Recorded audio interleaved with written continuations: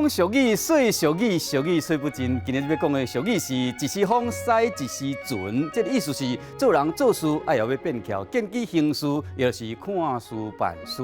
使旁船的时，需要依照风的方向的变化，随时做应变，船才会当顺利航向目标。有这个台湾旁船几乎外号这个尖正风，伊使无动力的旁船，在两个船员的陪同下，为高雄的西海湾出发，经过60天，驶台湾之恋。这个旁船在海上完全靠风力的前进，所以讲都要看风的方向，随时做调整。这过程中唔但辛苦，而且真危险。